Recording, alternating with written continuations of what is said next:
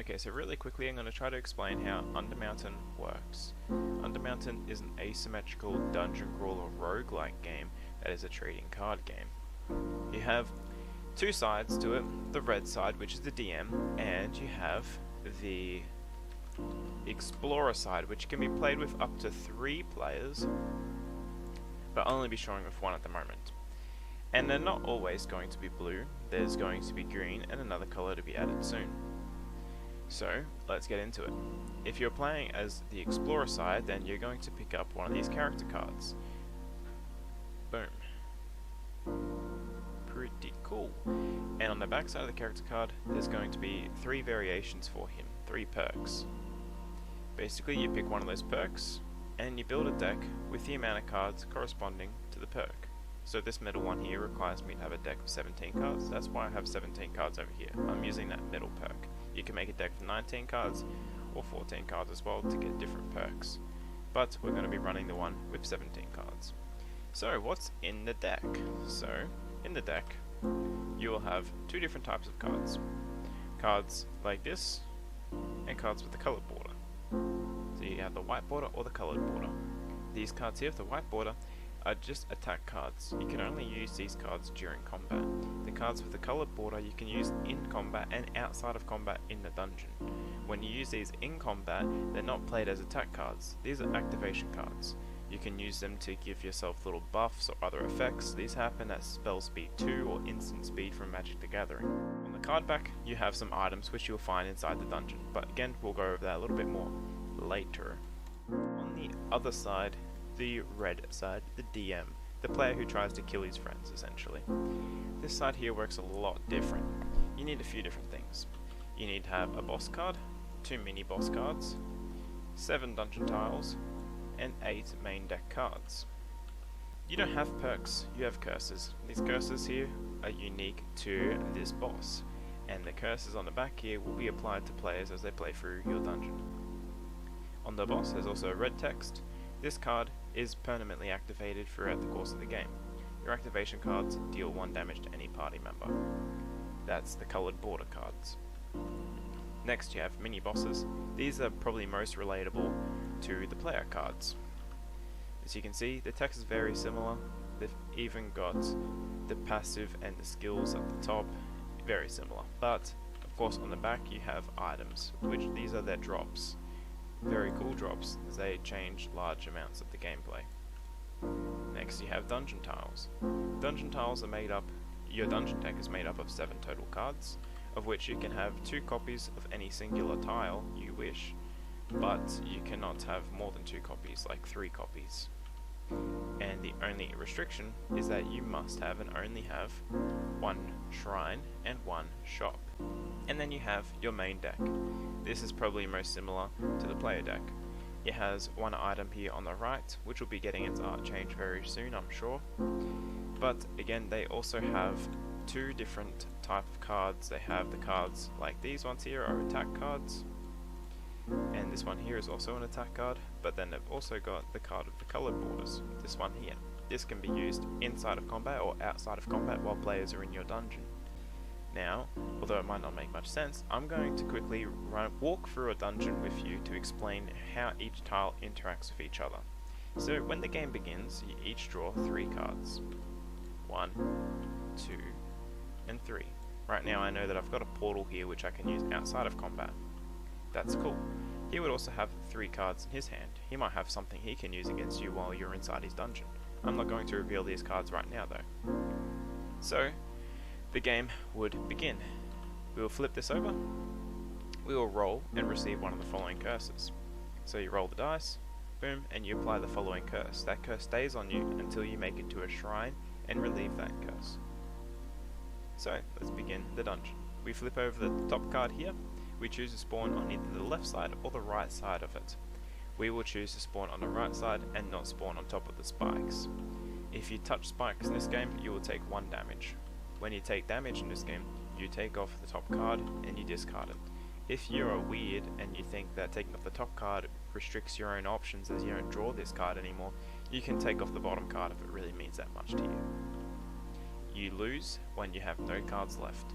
That means if you have all these cards in your hand, you're not dead. It just means that you've got them all in your hand, and you take damage, you have to discard them from your hand.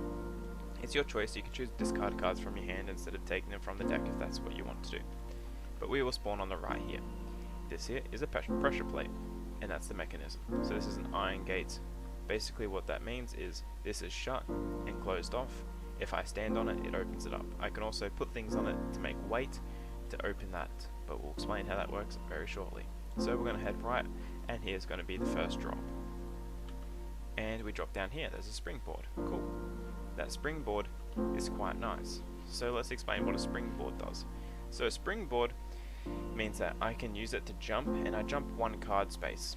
So as you see, if I line this up, you can see I'll be able to jump over the spikes there, or I'll be able to jump all the way back upstairs using the springboard. I can't actually go left right now because that iron gate there is currently shut. So we're going to head right. We will not take damage from the spikes here, as we will declare that we're going to use the springboard to jump across. So let's reveal the next card then. Alright, looks like we're in between two lots of spikes here, and there's another springboard over here. So we're going to have to take damage on this one here as we walk across, so we'll take 1 point of damage. And there's a springboard over here. Now springboards do have weight. If I want, I can actually pick up a springboard and move around with it. To pick it up, I will need to select the card in my hand and put it back into the deck. Now I'm holding this springboard currently. That's pretty much how it works.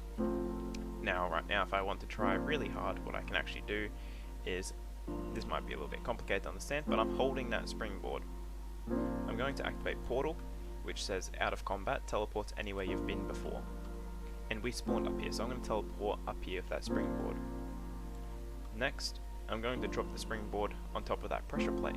And because it took me one card to pick up the springboard, it has weight. Okay, springboards always take one to pick it up, because it's something that's weighted. Now we're going to drop that springboard on top of that pressure plate, which will open up this lock here. I'm going to drop back down here, and now we're going to declare to move this way. So we will spawn the next tile, which will be a back. This time I'm going to use this springboard to jump from there across to that platform, as you can see. Boing. So now we're up here at the shrine. So now at the shrine, I will choose to take 2 damage and remove my curse. Done. So now I've actually removed the curse that we had at the beginning of the game. I didn't show you what curse it was because it's not super necessary to know what it was, but we have now removed it. And now we will choose to drop down on this. No, we're going to drop down on this side, because we get the choice. We can either jump back here and drop down this way, whoops, or we can just drop down and go down this way, but we're going to go down this one, because there's platforms here and I want to go towards the platforms. We didn't even explain how platforms work, did we? No, it's okay. So far, all good. Basically, we couldn't jump onto that platform because it's too far away. Let me see if I can line this up a bit better. We can't jump onto that platform because it's too far away, but we can use a springboard to perform that jump. If we're on this side though, we can jump on the platform and we can jump back. You just couldn't jump from this side to the platform because it's too far. Anyway, we drop down. Flip it over. Boom. And we did drop down this side, so we landed on the spikes. Landing on spikes will deal double damage, so we'll take 2 damage from this one. As you can see, I'm actually getting wrecked right now. That's okay. Alright, mushroom on the left. For the sake of teaching the game, we're going to head left, and I'm going to pick up the mushroom. Mushrooms are not weighted. This means that I can't use it on a pressure plate because it doesn't have any weight, but it also means I can pick them up without actually ditching any cards because they're not weighted. We're going to head left again. Boom. We will attempt to... We're going to try to use the mushroom on the spikes. So here's how mushrooms work. I'm holding a mushroom. I can use it on an item, on something that spawns inside the dungeon, like the spikes or the chests, anything like that. So if I declare to use it onto the spikes here, I roll the dice. If I get an even outcome, it'll turn the mushroom I'm holding into spikes. If I get an odd outcome, it'll turn the spikes into a mushroom. This is the chaotic piece of the dungeon. So basically, what will happen if I get an even outcome is these spikes here will become doubled up and they'll deal double damage for walking on them. If I get an odd outcome, these spikes here will just turn into a mushroom because we are using it on it. So we'll roll the dice. we get a 1, which is an odd outcome. Perfect. So now that spike's there, will become a mushroom. We're going to just walk across to the chest. And now I'm going to use... I could use the mushrooms on the chest to try to duplicate it, but I don't want to risk losing it. So we're going to open up the chest. So the way it works, we roll the dice. If we get an even outcome, we collect an item of our own. If we get an odd outcome, we collect one of the opponent's cards as an item. Let's show you how that works. An even one, so we get one of our own cards. We can select one of our discarded cards, flip it over, then we pick a card. We can either grab incantations, or we can grab the mana potion. Both of these have their own effects. These can be used at any time inside the dungeon or in combat, much like instant speed or spell speed 2s from Yu-Gi-Oh! Recycle one card, then draw until you have 3 cards in hand. So if we use that one right now as an example, we would grab one of our cards, we'd recycle it back into the deck, so essentially it's like life gain, and we draw back up to 3 cards. That might be really helpful inside a dungeon if I had to pick up more things, cooperate more to do more, etc. So you get a small idea as how that works.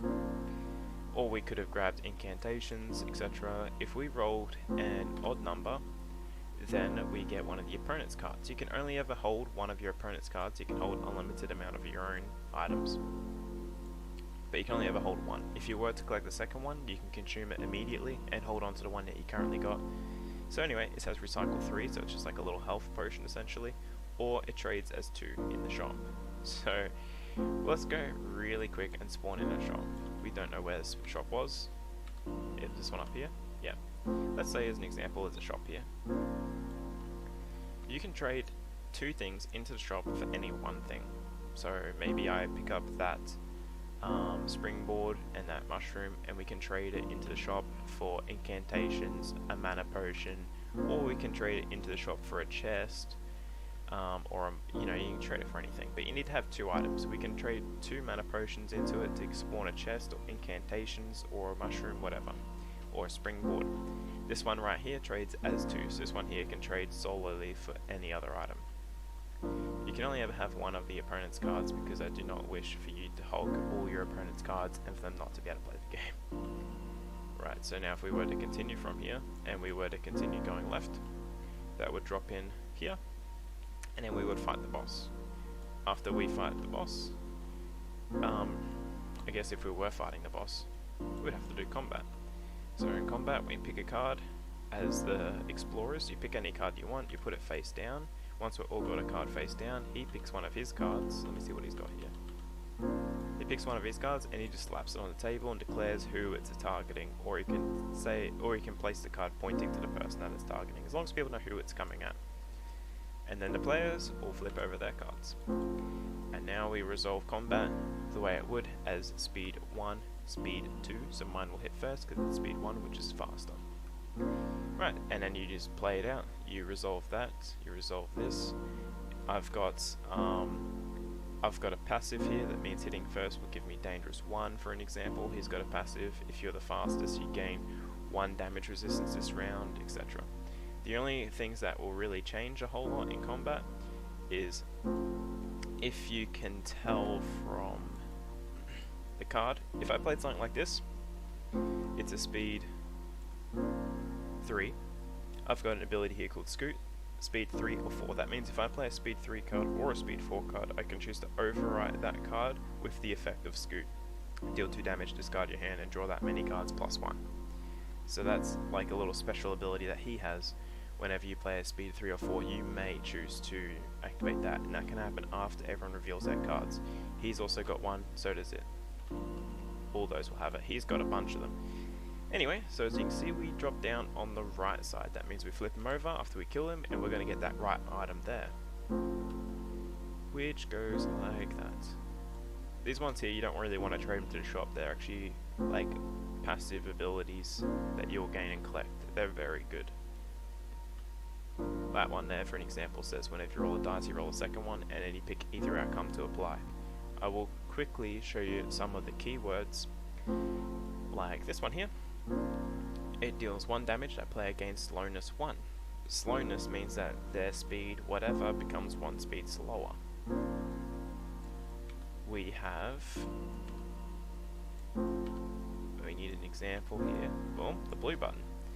In combat, you gain swiftness 2. That means that whatever speed you were, you become 2 faster. If in the case of a tie in speed, we have a speed 2 and a speed 4. If I use the blue button here, then it'll be a speed 2 and I'll be a speed 2. Then I will actually get to pick who goes first and how it resolves, because I recently changed the speed. And they play a rock fell, which will deal 1 damage and make this 1 speed slower. This will be speed 2 and speed 2. Then the DM will pick which one resolves first, because they last played a card that affected the speeds. If it's a tie naturally, neither of us played any cards, he played a speed 2 card and we'll say this was a speed 2 card, and it's a natural tie, the DM gets to pick how they resolve. That's a base perk that they get when they're playing the game. When you're playing as the Explorer side, I should mention that you can have up to 3 copies of any single card. As you know, when you're playing as DM, it's at 2, because the deck size is a lot smaller. So what does happen if you're playing against a second player? Well, instead of just the DM using his deck as his life count, because it's the same as the players, when you're fighting this, he'll have his cards in hand, he'll play cards, when you deal damage to him, he'll take damage here until he runs out of cards in his deck and dies. When you're going up against a second player, you reshuffle these cards here, and you're going to use this as your life total until you take all that damage, and then you're going to use this as life total after it. So essentially you just get a little chunk more of life. When you're going up against a third player, you will use this as life total, this as life total, and this as life total as well. I think that's probably pretty much it for, yeah, I think that's about it.